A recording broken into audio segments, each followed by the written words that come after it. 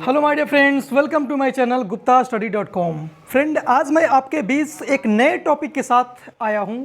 जो आज हम स्टडी करने वाले हैं एम्फैटिक ग्रामर का एक बहुत ही बेस्ट टॉपिक जिसका नाम है एम्फैटिक। आज हम उसके बारे में बात करेंगे, चर्चा करेंगे। तो फ्रेंड्स, इस वीडियो को शुरू से अंत तक देखें और यदि आप मेरे चैनल guptastudy.com पे नए हैं तो इसे लाइक करें, सब्सक्राइब करें एंड बेल आइकन को भी दबा दें ताकि नए वीडियो का नोटिफिकेशन सबसे पहले आप तक पहुंचे। तो फ्रेंड्स, चलिए शुरू करते हैं एम्फैटिक। तो बात करते हैं फर्स्ट ऑफ ऑल एम्फैटिक की। एम्फैटिक का अर्थ होता है जोरदार, बलदायक। एम्फैटिक का अर्थ होता है जोरदार, बलदायक, जिसका डिफिनेशन है कि यह sentence is expresses determination and necessity, that is called एम्फैटिक। A sentence is expresses determination and necessity, that is called एम्फैटिक। कहने का मतलब है कि ऐसा वाक्य जिससे दृढ़ संकल्प और आवश्यकता का बोध होता है उसे हम एम्फैटिक कहते हैं। ऐसा वाक्य जिससे दृढ़ संकल्प या आवश्यकता का बोध होता है उसे हम क्या कहते हैं? तो एम्फैटिक कहते हैं। तो चलते हैं दो तीन एग्जाम्पल की तरह देखते हैं, हम समझते हैं इसको बारीकी तरह से। जैसे एम्फैटिक का अर्थ है कि डिटर्मिनेशन होना चाहिए अथवा है ना नेसेसिटी होना चाहिए, यानी आपका दृढ़ संकल्प या आवश्यकता होना चाहिए। जिस सेंटेंस में आपको आवश्यकता या नेसेसिटी झलकेगा उसे हम एम्फैटिक कहेंगे।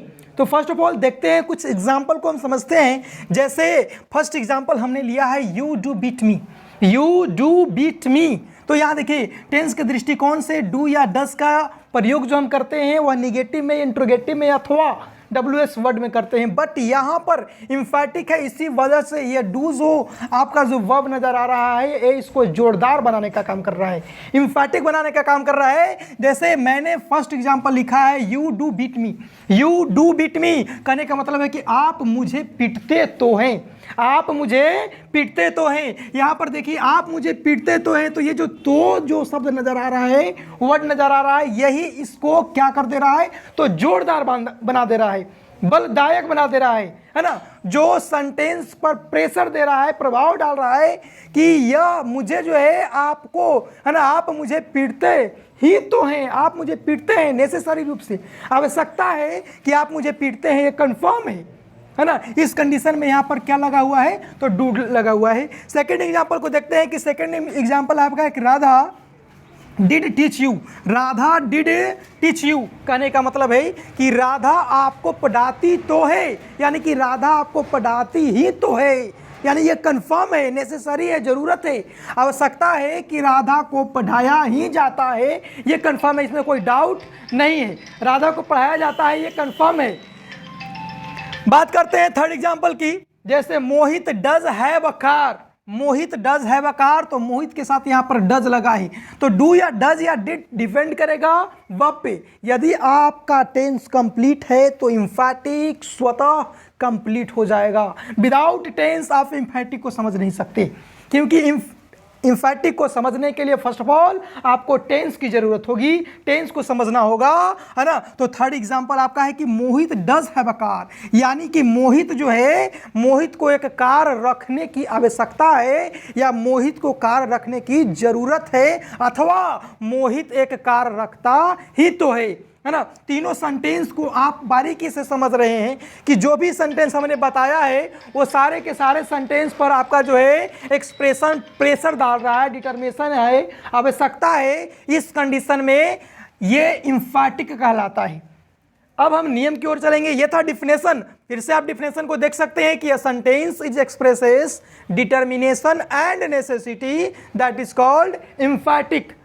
कहने का अर्थ है कि एक सेंटेंस वैसा सेंटेंस जिससे डिटर्मिनेशन एंड नेसेसिटी का बोध होता है उसी को हम एम्फैटिक कहते हैं। यानी वैसा सेंटेंस जिसमें आवश्यकता या दृढ़ संकल्प हो उसे हम क्या कहेंगे? तो एम्फैटिक कहेंगे। ठीक है फ्रेंड्स, और इसका एग्जाम्पल हमने दिया यू डू बीट मी। जैसे आप मुझे पीटते ही तो हैं, यानी कि ये पर्सनली पीटता ही तो है, यानी कि ये वर्क जो है वो करता ही तो है, कंफर्म है, इसीलिए इसको क्या कहा गया, इम्फैटिक कहा गया, क्योंकि ये जरूरत है, आवश्यकता है, यह दृढ़ संकल्प कर चुका है कि मैं उसे पीटता ही तो हूं। इस कंडीशन में क्या हो गया, तो इम्फैटिक हो गया, है ना। आगे कहता है कि Radha did teach you, Radha did teach you, Radha आपको पढ़ाती ही तो है, तो यह भी एक इम्फैटिक है। मोहित डज हैव अ कार, यानी कि मोहित एक कार, मोहित को एक कार की आवश्यकता है, या मोहित एक कार रखता ही तो है। अब हम देखेंगे इम्फैटिक, इम्फैटिक के रूल को, मेक ऑफ द रूल, यानी कि इम्फैटिक बनाने का रूल देखेंगे। फर्स्ट ऑफ ऑल पहला आपका रूल है कि प्रेजेंट इंडेफिनिट टेंस के सब्जेक्ट के बाद, फिर से प्रेजेंट इंडेफिनिट टेंस के सब्जेक्ट के बाद डू या डज लगाकर, प्रेजेंट इंडेफिनिट टेंस के सब्जेक्ट के बाद डू या डज लगाकर वर्ब का फर्स्ट फॉर्म दे, वर्ब का फर्स्ट फॉर्म दे, यानी कि वर्ब का पहला रूप दे, वर्ब का पहला रूप का प्रयोग करना है ना। और उसके बाद जो भी आपके बात रहेंगे सेंटेंस में, वो सारे चीज़ों को ज्यों का त्यों लिख देना है, वो सारे चीज़ों को ज्यों का त्यों उतार देना है, उसमें हमें कोई चेंजिंग नहीं करना है। एक बार पुनः पढ़ते हैं कि प्रेजेंट इंडेफिनिट टेंस के सब्जेक्ट के बाद, यदि आपने टेंस पढ़ा होगा तो प्रेजेंट इंडेफिनिट टेंस के सब्जेक्ट के बाद डू या डज लगाकर वर्ब का फर्स्ट फॉर्म दे तथा सभी बातों को ज्यों का त्यों लिख दिया जाता है। यानी कि फर्स्ट फॉर्म कहने का अर्थ है कि वर्ब का प्रथम रूप जो होता है उसी का हमें यूज करना है। तो फर्स्ट ऑफ ऑल आपको पहचान में आना चाहिए कि प्रेजेंट इंडेफिनिट क्या होता है। तो प्रेजेंट इंडेफिनिट की थोड़ा सा हम चर्चा करेंगे। प्रेजेंट इंडेफिनिट जो होता है वह सब्जेक्ट प्लस MB1 या MB5 का प्रयोग किया जाता है ना। सब्जेक्ट प्लस MB1 या MB5 यही स्ट्रक्चर होता है ना प्रेजेंट इंडेफिनिट का, है ना। तो इसी का प्रयोग जो है सीखेंगे हम आज प्रेजेंट इंडेफिनिट का। तो फर्स्ट रूल है एम्फेटिक का आपका, उसका एग्जाम्पल देखिएगा। जैसे राम टीचेज मी, राम मुझे पढ़ाता है, राम टीचेज मी, राम मुझे पढ़ाता है। कहने का मतलब है कि यहाँ राम है और यहाँ क्या है, तो मेन वर्ब है और ये जो है से ऑब्जेक्ट है, ठीक है। तो यहाँ देखिए सब्जेक्ट हुआ है ना, MB5 हुआ और यहाँ ऑब्जेक्ट हुआ, तो प्रेजेंट इंडेफिनिट है कि नहीं है। तो फर्स्ट ऑफ ऑल हमें एम्फेटिक बनाते समय चूज करने आना चाहिए सब्जेक्ट। सब्जेक्ट, तो सब्जेक्ट की बात करें ऐसे सिंपल वर्ड में हम जाने तो सब्जेक्ट जो काम करता है उसी को सब्जेक्ट कहते हैं, है ना। तो देखिए तो यहाँ पर राम पढ़ाने का काम कौन कर रहा है, राम कर रहा है, तो राम सब्जेक्ट हो गया। तो हम राम को क्या करेंगे, उतार देंगे। फर्स्ट ऑफ ऑल राम को लिख देंगे, राम को लिख दिया हमने, राम को लिखा। अब देखना यह है कि सब्जेक्ट है क्या, सब्जेक्ट सिंगुलर है कि सब्जेक्ट प्लूरल है। तो फर्स्ट ऑफ ऑल आप देखिए राम क्या है भाई, तो सिंगुलर है। अब सिंगुलर के साथ आप जानते हैं कि डज का प्रयोग होता है और प्लूरल के साथ आपका डू का प्रयोग होता है। कहने का मतलब है कि सिंगुलर सब्जेक्ट के साथ सिंगुलर वर्ब का प्रयोग करेंगे और प्लूरल सब्जेक्ट के साथ प्लूरल वर्ब का प्रयोग करेंगे। तो क्या होगा भाई, राम के साथ डू लगेगा कि डज लगेगा, तो डज लगेगा, डज लगेगा ना। तो राम के साथ क्या चीज का प्रयोग करेंगे, डज का प्रयोग करेंगे। उसके बाद कहता है कि वर्ब को MB1 में कन्वर्ट कर दें, है ना। वह यदि MB5 में हो तो MB1 में, जैसे टीचेस MB5 है तो इसको टीच में कन्वर्ट करना पड़ेगा, MB1 में कन्वर्ट करना पड़ेगा। तो राम डज टीच और उसके बाद जो भी है उसको लिख दिया करते हैं, तो लिख दिए, बन गया Ram does teach me, Ram does teach me, बन गया ना। चलिए अब हम देखते हैं सेकेंड एग्जाम्पल। तो सेकेंड एग्जाम्पल है आपका कि यू टेल अ लाई, आप झूठ बोलते हो, ये भी प्रेजेंट इंडेफिनिट है। आप झूठ बोलते हो, ये भी प्रेजेंट इंडेफिनिट है। तो फर्स्ट ऑफ ऑल क्या है भाई, सब्जेक्ट क्या है, तो यू है।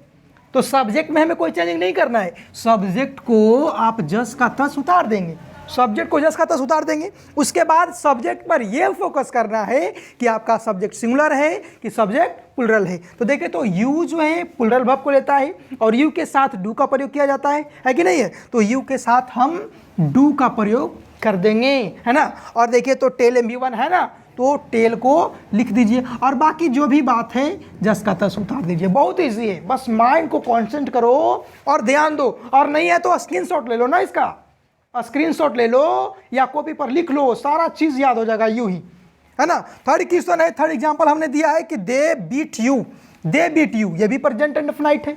तो प्रेजेंट इंडेफिनिट में सब्जेक्ट कौन हो गया, तो दे हो गया। अब दे को सबसे पहले हम लिखेंगे। अब देखिए दे क्या है भाई, तो प्लूरल है, प्लूरल वर्ब है ना, तो इसके साथ क्या लगेगा, तो डू लगेगा। तो यहाँ पर हम क्या चीज का प्रयोग करेंगे, डू का प्रयोग करेंगे। उसके बाद देखिए तो बीट MB1 है ना, तो बीट हम धीरे से लिख देंगे और बाकी जो भी बात है धीरे धीरे धीरे धीरे सारा उतार दीजिए, यानी कि यू है तो यू हो गया, बन गया।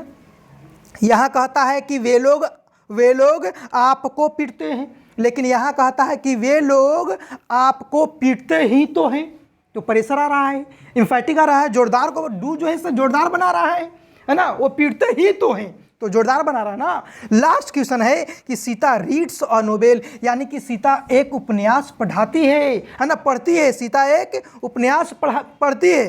तो रीड्स मीन्स पढ़ना होता है, तो पढ़ती है ना। तो यहाँ तो देखिए तो सीता क्या है, सब्जेक्ट है, सीता सब्जेक्ट है ना, तो यहाँ पर क्या हो जाएगा भाई, सीता हो जाएगा। उसके बाद देखिए तो अब सीता के अनुसार डू लगेगा डर लगेगा, अरे बोलो, डू लगेगा डर लगेगा, डज लगेगा, है ना। तो क्या जी का प्रयोग करेंगे, यहाँ पर डज का प्रयोग करेंगे ना।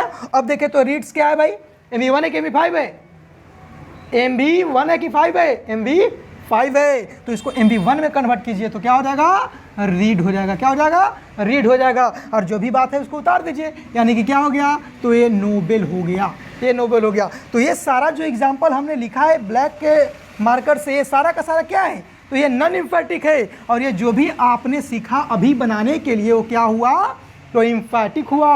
अब कोई बोले आपको कि इम्फेटिक से नॉन इम्फेटिक बनाइए, तो डू डज को रिमूव कर देंगे और इम्फेटिक बना देंगे, है ना। यदि न इम्फेटिक से नॉन इम्फेटिक बनाना रहेगा, जैसे राम डज टीच मी दिया हुआ है, तो इसको इम्फेटिक बनाना नहीं, नॉन इम्फेटिक बनाना है ना। इसको क्या बनाना है, नॉन इम्फेटिक बनाना है। तो फर्स्ट ऑफ ऑल राम है सब्जेक्ट, तो राम लिख दिए। अब राम के अकॉर्डिंग डू डज को हटा देंगे और जो मेन वर्ब रहेगा उसके अकॉर्डिंग वर्ब का प्रयोग करेंगे। तो राम सिंगुलर है, तो टीच का MB5 प्रयोग होगा ना, सिंगुलर के साथ सिंगुलर, उसके बाद मी। तो ये बना इम्फेटिक से नॉन इम्फेटिक, ठीक है। उसी तरह सारे चीज़ों को हम डू डज को हटाएंगे और सब्जेक्ट के अनुसार वर्ब का प्रयोग करते जाएंगे। तो इम्फेटिक से नॉन इम्फेटिक और नॉन इम्फेटिक से इम्फेटिक दोनों तरह से बनाने आना चाहिए, दोनों तरह से पूछता है। इम्फेटिक से नॉन इम्फेटिक भी पूछेगा और नॉन इम्फेटिक से इम्फेटिक भी पूछेगा। तो ये था फर्स्ट नियम, है ना।